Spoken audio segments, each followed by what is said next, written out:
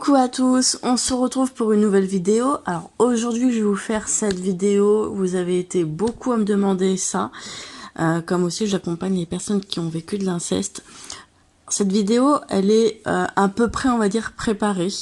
J'ai en face de moi mon carnet de suivi thérapeutique, c'est-à-dire mon carnet où je prends des notes quand je vous accompagne en maïeusthésie.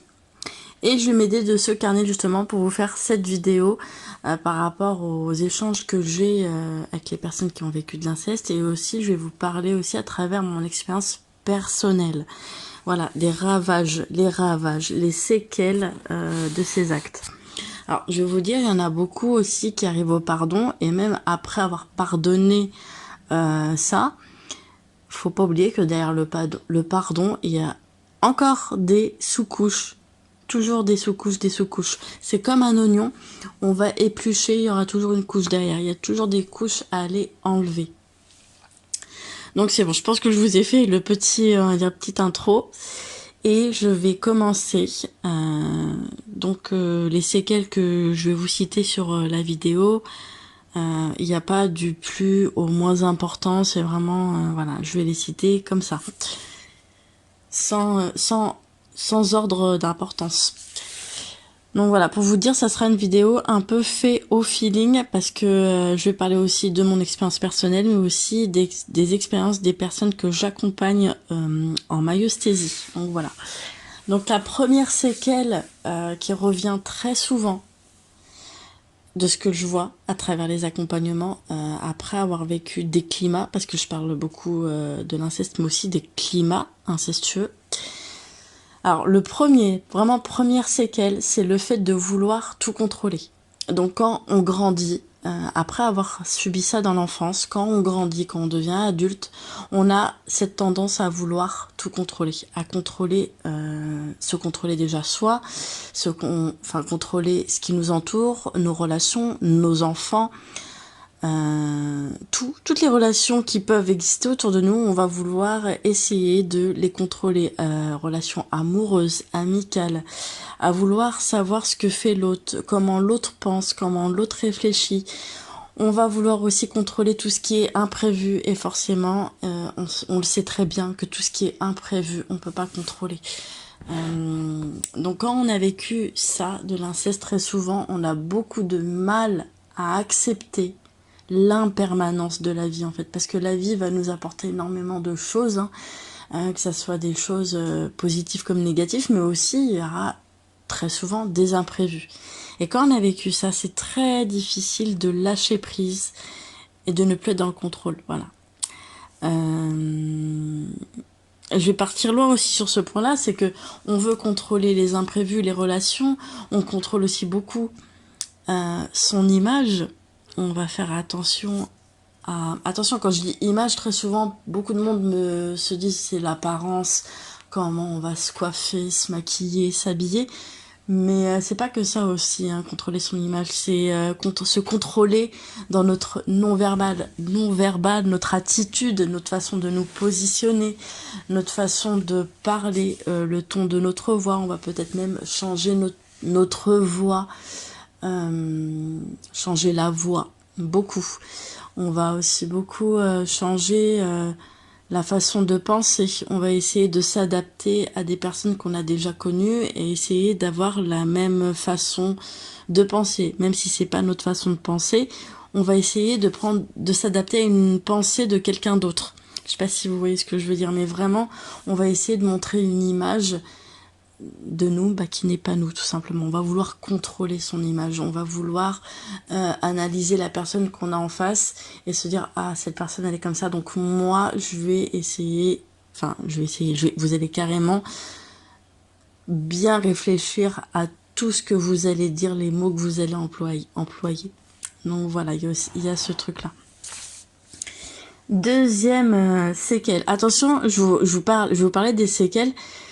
Alors c'est pas une vidéo aussi pour vous dire, vous voyez les ravages, c'est fatal. Je fais pas une vidéo comme si c'était quelque chose de fatal, que on peut pas s'en apaiser. Si au contraire, si j'en parle, c'est parce que on peut s'en apaiser, on peut en guérir et s'apaiser de tout ça.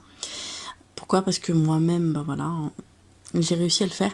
Et les personnes que j'accompagne réussissent de plus en plus à le faire. Donc moi, je le vois en thérapie.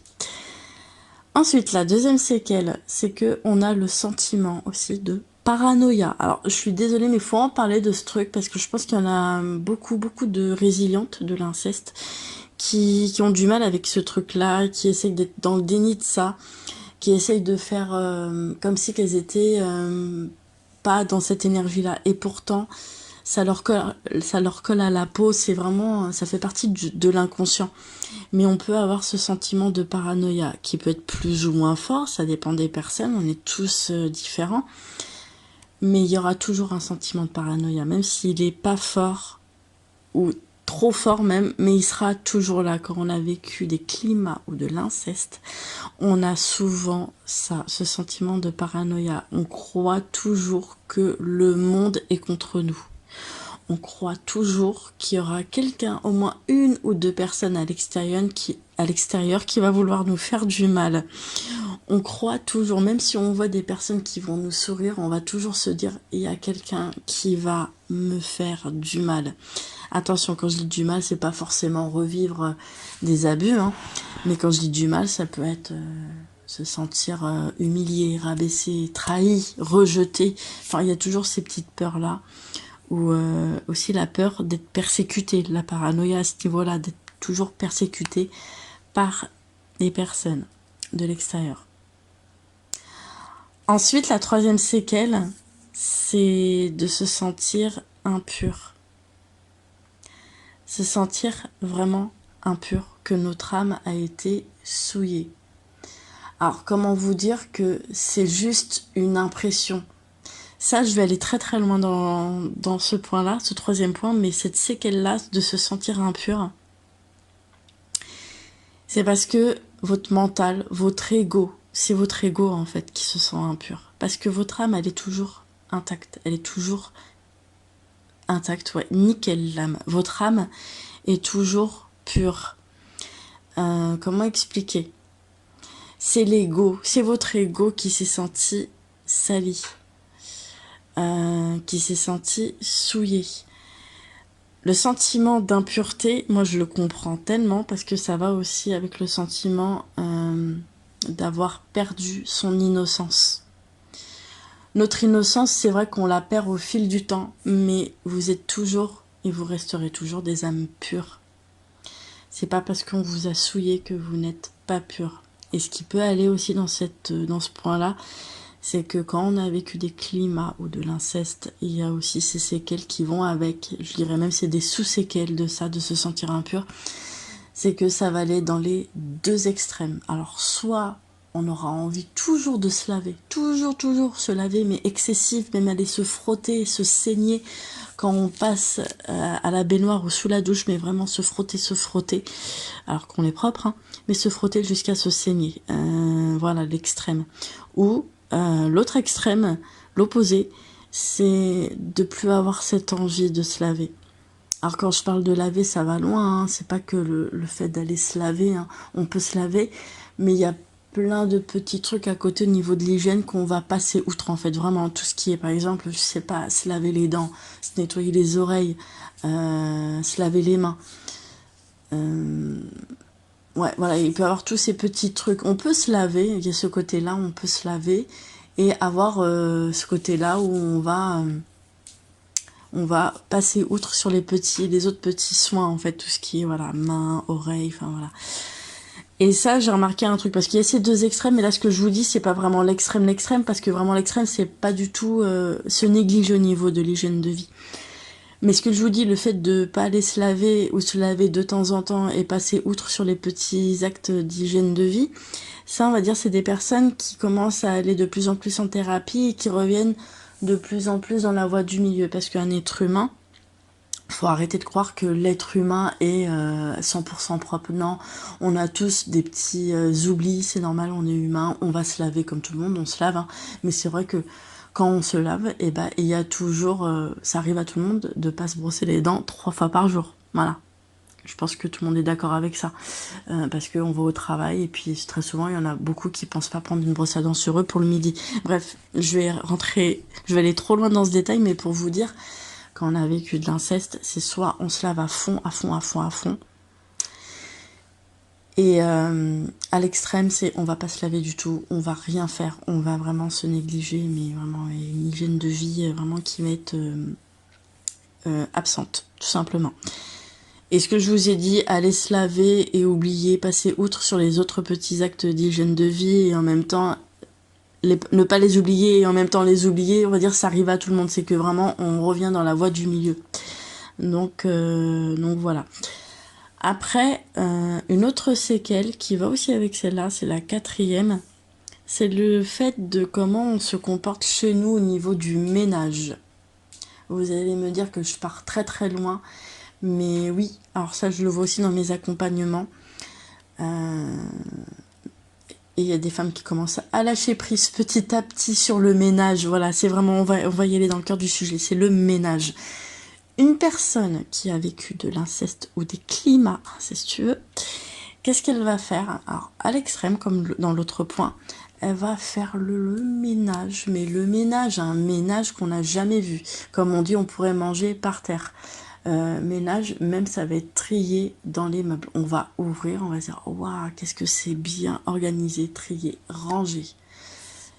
Le sol est bien nettoyé, il n'y a pas de poussière, c'est très très propre, on a l'impression d'être dans une maquette.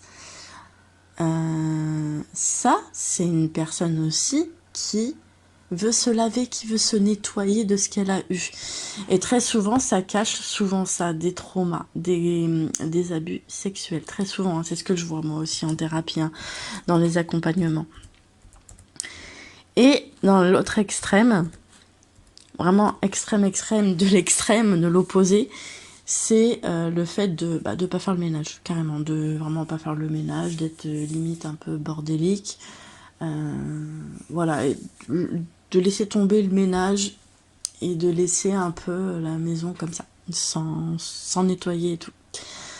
Ceux qui viennent en thérapie, qui s'apaisent, de ce que je vois, moi, un peu par rapport à mes accompagnements, je vois certaines me disent, ah bah moi j'aime bien quand c'est rangé, nettoyé, mais elles me disent s'il y a deux, trois trucs qu'elles ont oublié de ranger, bah elles vont pas sauter dessus pour aller le ranger en fait. Elles vont le laisser, elles vont réussir à lâcher prise sur ça et à se dire que en même temps, une maison qui est pas toujours bien rangée, c'est aussi une maison qui vit. Elles arrivent à se dire ça aussi. Donc voilà.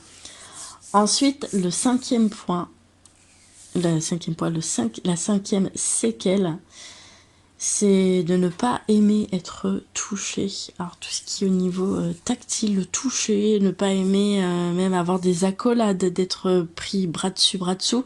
Quand on a vécu de l'inceste, très souvent, on n'aime pas ça. On n'aime vraiment pas ça. Alors, à l'inverse, hein, c'est vraiment toujours dans les extrêmes. Hein. Alors, soit on va pas aimer ça, ou soit justement, on va aller rechercher ça. On va aller le rechercher pour aller chercher un sentiment de sécurité. C'est ce que je vois aussi à travers les accompagnements. Beaucoup recherchent le contact pour se sentir en sécurité. Et d'autres, c'est carrément à l'inverse, elles vont pas aimer ça parce qu'elles vont se dire si on me touche, c'est que derrière, il y a un intérêt. On cherche un intérêt, on cherche à me soutirer quelque chose. Donc voilà, on peut ne pas aimer le toucher quand on a vécu de l'inceste. Ensuite, une autre séquelle, c'est les soucis d'attention, de concentration. Les petites fautes d'étourderie et tout, bah ça arrive, les petites fautes, et encore je pèse mes mots, je crois que c'est le point le plus important, j'ai envie de dire, hein, mais il y en a tellement hein, qui sont importants, mais ce côté-là, le fait d'être pas concentré, d'avoir un manque d'inattention, c'est vraiment j'aurais dû la mettre en première, mais bon, c'est l'une des séquelles après de l'inceste.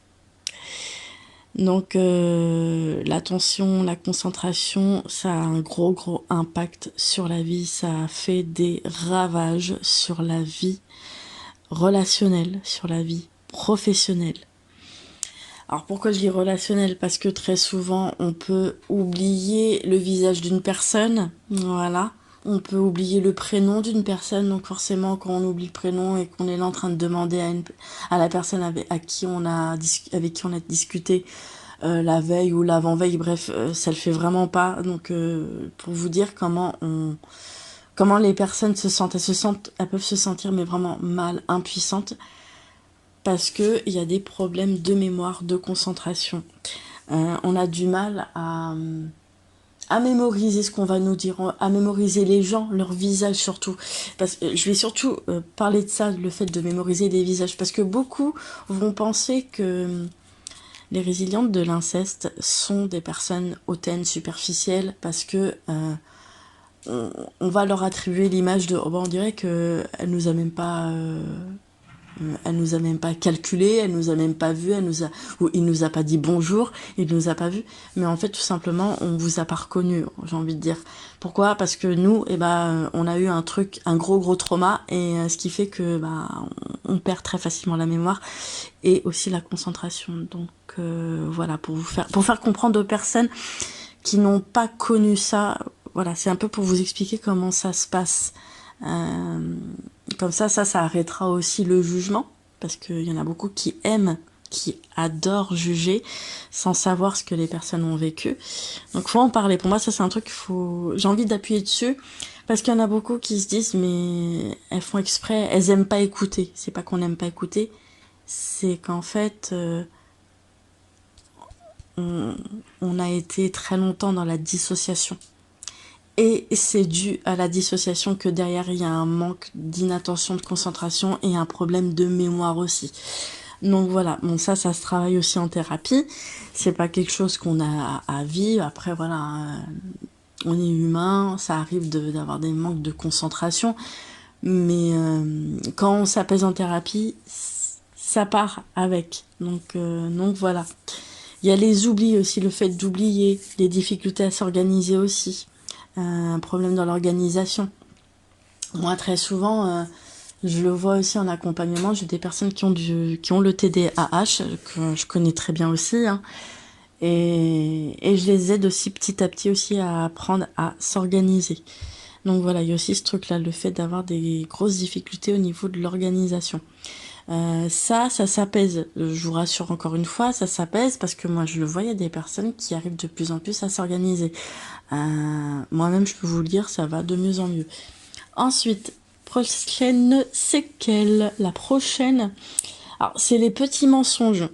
Alors j'ai mis petits mensonges parce que voilà, je préfère dire comme ça. C'est ma façon de faire, hein. Mais vraiment, c'est une des séquelles aussi après l'inceste, c'est que on peut mentir sur des petits trucs, vraiment des trucs tout bêtes. Qu'est-ce que t'as mangé hier? Alors que peut-être que vous vous rappelez même plus de ce que vous avez mangé, vous allez dire oh j'ai mangé des haricots verts, des œufs, alors que vous vous rappelez même plus. Ça vous allez vous dire ça c'est un petit mensonge qu'elle vient de dire là. Alors que c'est comment expliquer?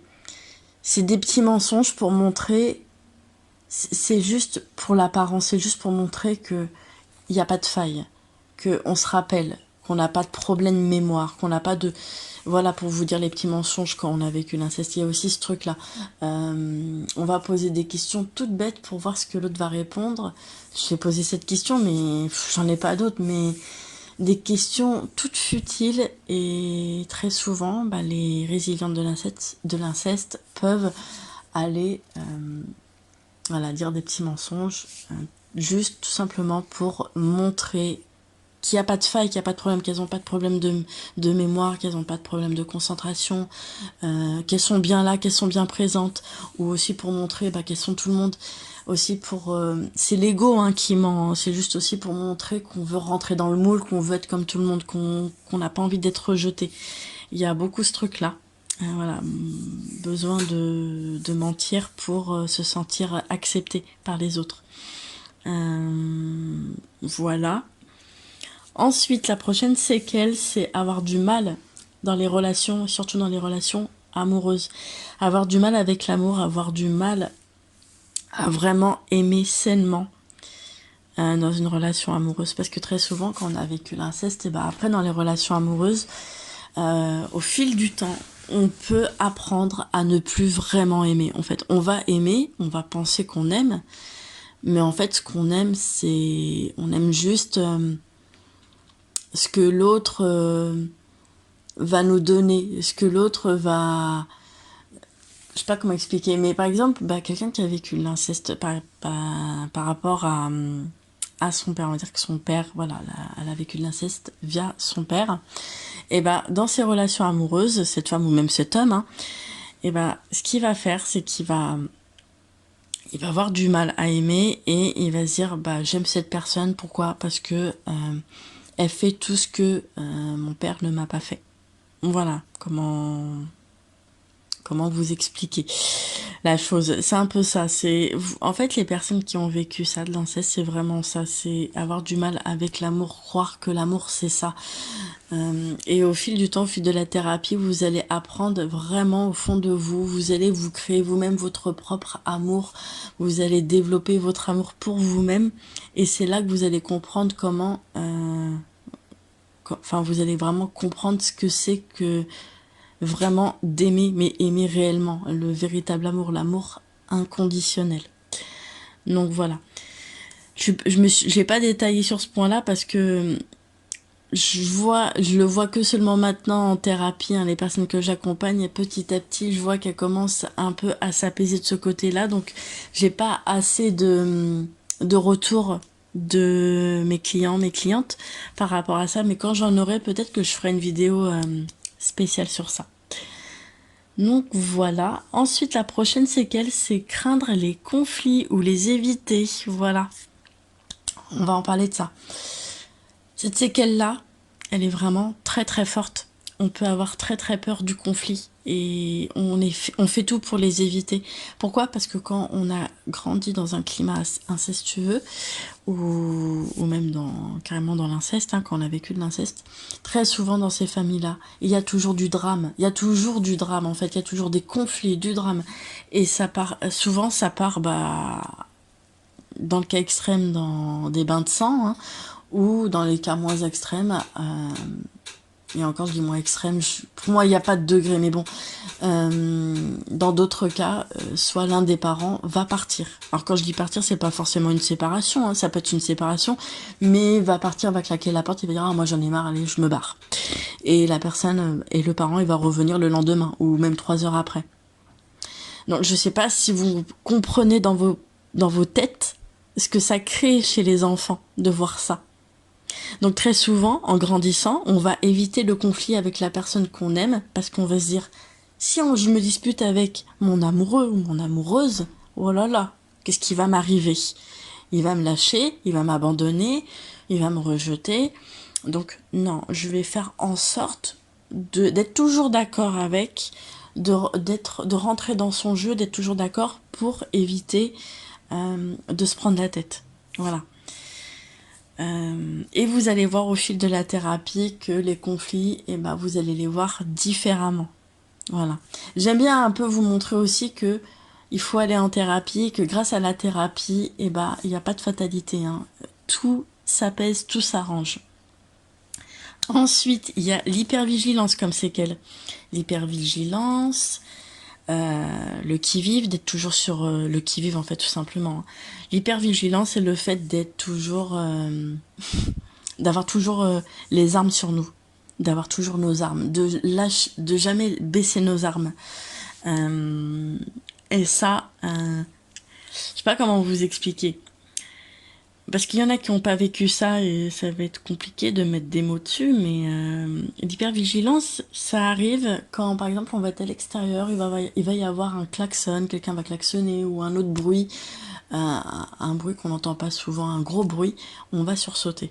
Ou on peut être chez soi à cuisiner et d'un seul coup, votre femme rentre du travail et vous allez sursauter, ou votre mari va rentrer et vous allez être tellement pris que vous allez dans votre cuisine que vous allez sursauter. Dès que votre mari va rentrer par le bruit de la porte qui va claquer. C'est des trucs tout bêtes, mais des petits trucs comme ça, des petits bruits, vont vous faire sursauter. C'est ça l'hypervigilance. Donc voilà, c'est une des séquelles et ça s'apaise au fil du temps en thérapie, surtout en EFT. Ça, je l'ai vu en EFT, ça marche beaucoup l'EFT pour aller apaiser ça, l'hypervigilance. La myosthésie aussi. Donc voilà. Ensuite, l'autre séquelle, c'est le fait d'avoir des TOC, parce qu'il y en a beaucoup qui se disent j'en ai marre de ces personnes qui ont des TOC, mais dites-vous que les gens qui ont des TOC, c'est très souvent parce qu'ils ont vécu aussi des abus sexuels, de l'inceste, enfin bref, des viols, tout ça. Donc les TOC, ça peut être, ça peut aller du fait de rentrer chez soi et vérifier 3 fois de suite si la porte elle est bien fermée. Fermer ses fenêtres et vérifier 3 voire même 4 fois de suite que la fenêtre est bien fermée. Vérifier si ses prises sont bien débranchées. C'est des trucs, vous allez vous dire, mais c'est trop dans l'abus, mais justement, c'est trop dans l'abus parce que on a été abusé, donc on va être beaucoup dans l'abus au niveau de la vérification. Il y aura toujours le besoin de vérifier à chaque fois, plusieurs fois, quelque chose. C'est ça les tocs, hein. Ça peut aller même sur des choses qui sont pas mises à leur place. Je vais vous donner un petit exemple, mais vraiment un tout petit exemple que j'ai vu en accompagnement. J'ai une dame qui est venue et qui m'expliquait que une fois, ce qu'elle avait fait, elle m'expliquait qu'elle avait vu son vase qui était mal placé, qui était pas bien placé, qu'elle l'avait pas mis au milieu de son meuble. Et elle l'a remis. En touchant son vase, elle a eu un flash de son passé. Et encore, je dis passé, c'était pas passé si loin que ça. C'était vraiment dans sa vie d'adulte. C'est une personne voilà, qui a quand même la cinquantaine passée, mais elle me disait que c'était quand elle avait la trentaine. Voilà, elle a été violée chez elle. Il y a quelqu'un qui l'a cambriolée, qui l'a violée. Et cette personne-là, qui l'a violée, quand elle est rentrée chez elle, eh ben, elle a tout cassé. Elle a même touché à son vase. Ce vase qu'elle a encore en plus. Et maintenant, eh ben, elle a ce toc de vérifier toujours le vase, si le vase est toujours bien mis à sa place. Donc voilà, pour vous dire jusqu'où ça peut aller les tocs. Et pourquoi ils viennent. Pourquoi ils surviennent au fil du temps. Donc voilà. Après, prochaine séquelle, c'est les phobies. Les phobies, vous allez me dire, mais n'importe quoi, mais les phobies, oui, les phobies viennent aussi de l'inceste, des viols, de tout ce qui est abus sexuel. Il faut le dire, je pense qu'il y en a beaucoup qui s'en rendent pas compte. Quelqu'un qui a été abusé sexuellement dans un endroit fermé, mais fermé, hein, où elle pouvait pas sortir, forcément, au fil du temps, au fil des années, dans sa vie d'adulte, et ben, elle peut avoir peur d'être, je sais pas, dans un tunnel interminable où elle va pas voir la sortie. Là, elle peut se sentir mal, la personne. Une personne qui est claustrophobe dans les ascenseurs. Voilà. C'est que très souvent, peut-être qu'il y a eu quelque chose dans un endroit fermé. Donc, je vais pas rentrer dans les détails parce que sinon la vidéo elle va être trop longue. J'essaie de faire des vidéos assez courtes. Ensuite, la prochaine séquelle, il y a la peur d'être abandonné, une peur de l'abandon quand on a vécu de l'inceste. Alors, je vais vous dire d'où ça vient cette angoisse. C'est parce que quand je dis peur, je minimise un peu trop. C'est vraiment une angoisse d'être abandonné. Parce qu'un enfant qui a vécu de l'inceste, quand il va révéler les faits, très souvent, hein, parce que c'est vrai qu'on parle pas beaucoup de la minorité, parce que c'est une minorité, il y a une minorité de victimes qui va révéler les faits, et derrière, il y aura quand même un papa qui va soutenir, si ça a été la maman qui a abusé, ou à l'inverse. Ou même si s'il n'y a pas de soutien du papa et de la maman, il y aura un soutien d'un oncle, d'une tante, de quelqu'un de la famille. Mais ça, c'est vraiment une petite minorité.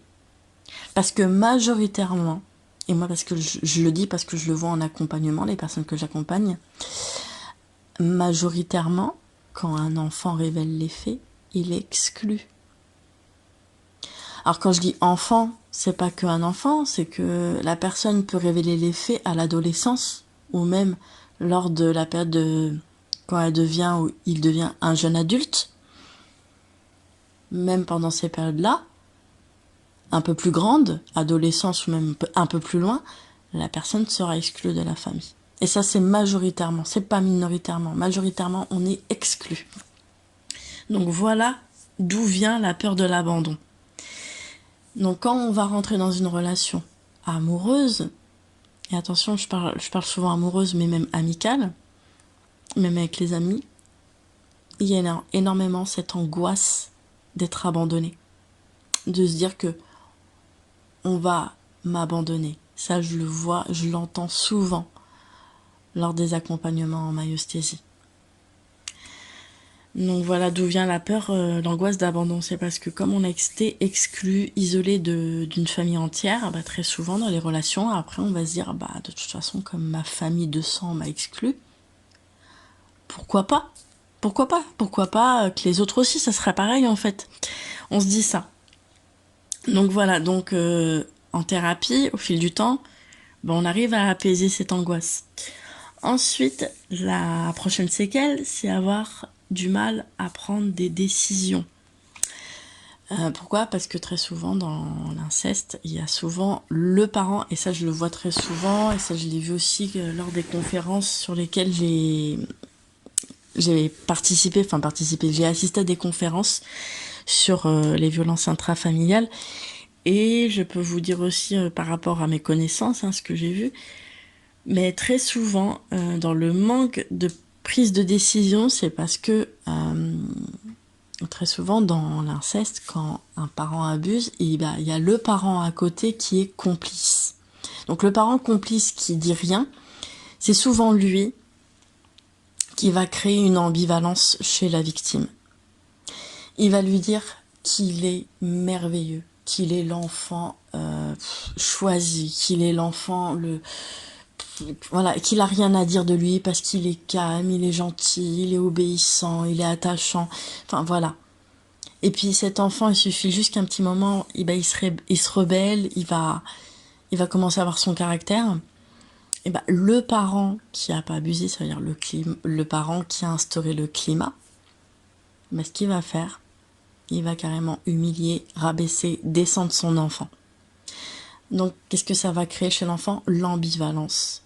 L'enfant, il va se dire, mais je suis quoi en fait? Est-ce que je suis quelqu'un de bien ou quelqu'un de mauvais? Un enfant qui a grandi avec un parent qui lui a fait croire qu'il était quelqu'un de bien, et puis une heure après il lui dit bah non en fait t'es qu'une merde, très souvent l'enfant il commence à devenir ambivalent. Donc le manque de prise de décision au fil du temps dans la vie adulte, il vient de là en fait. Le fait d'avoir connu ça avec le parent qui a créé le climat incestueux. Bref, je pense que vous avez un peu compris. Si vous avez du mal à ce niveau-là, n'hésitez pas à venir en privé m'en parler, même sur la page, n'hésitez surtout pas. Ensuite, la prochaine séquelle, c'est... j'en ai déjà parlé, je l'ai noté alors que j'en ai déjà parlé, c'est l'hygiène de vie. Ouais, l'hygiène de vie, le fait de se laisser aller... de pas penser aussi à manger, parce que c'est vrai, il y a aussi ce côté-là, j'ai pas parlé, mais on peut oublier aussi de manger, d'être à fond sur quelque chose et d'oublier de se nourrir. Il y a aussi ce truc-là, c'est vrai que ça, j'en avais pas parlé. Il y a ce truc-là, il y a aussi le fait d'oublier de se coiffer, enfin... Je regarde mes notes, mais... Ouais, c'est un petit peu tout ça. Je vais continuer avec la prochaine séquelle, c'est vouloir tout nettoyer. J'en ai parlé encore, c'est au niveau du ménage, vouloir tout nettoyer, ranger, vouloir cacher. Parce que pour moi, le fait de ranger excessivement, d'être trop maniaque, c'est que derrière, il y a quelque chose à cacher. Voilà. Un truc qu'il faut dire quand même, c'est important. Ensuite, la prochaine séquelle, c'est avoir du mal à poser ses limites. Beaucoup de mal avec les limites, je pense que vous comprenez pourquoi. Avoir du mal à poser ses limites, avoir peur de dire non. Pourquoi? Parce que derrière, il y a la peur d'être moqué, d'être rejeté ou d'être abandonné, très souvent. Donc voilà, au niveau de cette séquelle-là, elle s'apaise aussi en maïeusthésie. Moi, je vois beaucoup de personnes qui me font des retours à ce niveau-là, qu'elles arrivent de plus en plus à poser des limites, à dire non, mais même sur des choses qui ont beaucoup plus d'impact, on va dire, pas sur des choses futiles, mais sur d'autres domaines qui ont plus d'impact. Et ça, quand je vois ça, vraiment, pour vous dire que il y a rien n'est fatal, tout se guérit, tout. Ensuite, la prochaine séquelle, c'est le fait de ne pas prendre de risques sur plein de domaines. Alors quand on a vécu l'inceste, très souvent, enfin je dis très souvent, après c'est ce que je vois en accompagnement, mais je pense qu'il y a des personnes aussi, j'allais dire comme moi, mais parce que moi en fait j'ai cette notion-là de me dire, bah si j'ai peur, j'y vais. J'ai toujours eu ce truc-là, si j'ai peur, c'est qu'il faut que j'y aille. Mais pour certaines personnes qui ont vécu l'inceste, on est tous différents, certaines ont du mal à sortir de leur zone de confort. Elles se sentent bien dans leur zone de confort. Elles veulent justement quelque chose qui les rassure. Et quand on a vécu ça, on a beaucoup de mal à prendre des risques. Ça peut être des risques plus ou moins importants. Je sais pas, faut que je trouve des exemples, mais très souvent, voilà. Moi, je sais que j'ai vécu l'inceste. Moi-même, hein, je l'ai vécu. Par le passé, j'étais extrêmement effacée. Je me montrais pas, j'avais du mal à me montrer, je voulais pas m'exposer, j'avais peur de ça. J'étais très timide. Et au fil du temps, bah, je suis allée au théâtre. Voilà, j'ai fait du théâtre. Et au fil du temps, bah, j'ai commencé un peu plus à m'ouvrir. Et j'avoue que le théâtre, ça me faisait peur. Donc ça, c'était aussi une sortie de zone de confort. Dernièrement, j'ai fait une autre sortie de zone de confort, c'était le fait de faire des shootings photos, bref. Pour vous dire, on est tous différents, mais je vous donne des exemples comme ça, mais chacun devrait aller voir ses peurs, faire une liste de leurs peurs et de leurs envies, parce que derrière une peur, il y a toujours des envies, il y a vraiment des envies, des désirs profonds. Donc faites la liste de vos peurs et, euh, et mettez des actions pour aller vers vos peurs. Vous allez voir qu'après, ça va vous redonner confiance en vous. Donc voilà, quand on a vécu ça de l'inceste, très souvent, il y a cette peur de prendre des risques. Donc voilà. Ensuite, l'avant-dernière séquelle, c'est souvent, mais très souvent aussi, c'est d'être près... Alors, c'est toujours dans les extrêmes, c'est être près de son argent. Très très près de son argent, de tout calculer. Ou à l'inverse, mais vraiment à l'inverse, c'est de se dire, oh, dès que j'ai de l'argent, je claque tout ce que j'ai. Il y a ce côté-là, ce côté de, oh, la vie est courte, j'en profite.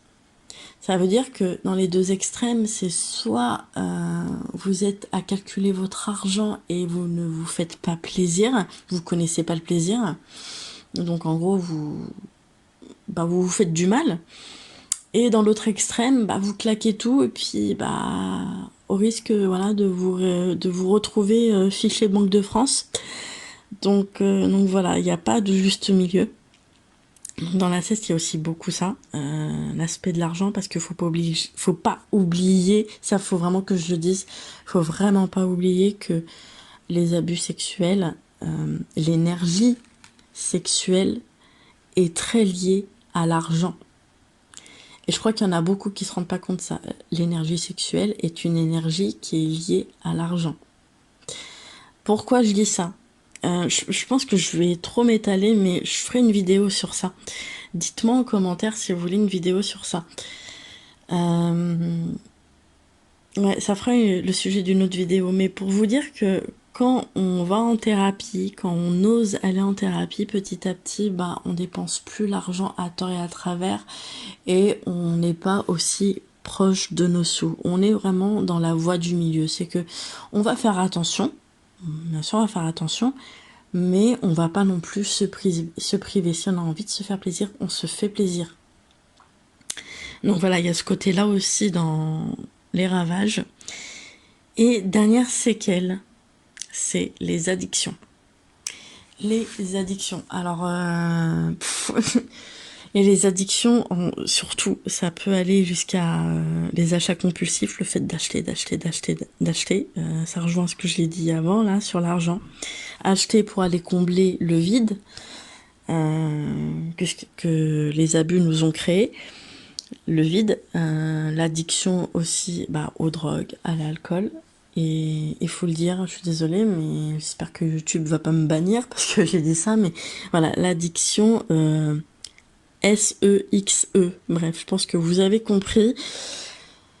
Il y a l'addiction à ça. Et très souvent, ça, je pense que on n'en parle pas beaucoup, mais c'est vraiment une addiction qui détruit l'image de soi, qui détruit déjà le corps et aussi l'image qu'on a de nous-mêmes. Pourquoi Parce que en fait, derrière cette addiction-là, la dernière que je viens de citer, très souvent, alors c'est soit dans les extrêmes, on va plus vouloir en avoir envie de ça, ou soit on va le rechercher justement pour aller combler encore le vide, ou se sentir vivant, à se dire qu'on est vivant que à travers ça, alors qu'on peut être vivant même d'une autre façon. Donc voilà. J'espère que la vidéo vous aura plu. Je sais pas combien de temps elle aura duré. Je me suis dit, vaut mieux pas qu'elle dure 1 heure. Mais bon, je pense qu'il y a certains points sur cette vidéo qui vont faire le sujet de d'autres vidéos. Donc voilà, je vous fais plein de bisous. Je vous dis à la prochaine et n'hésitez pas à partager la vidéo autour de vous. Je vous fais plein de bisous.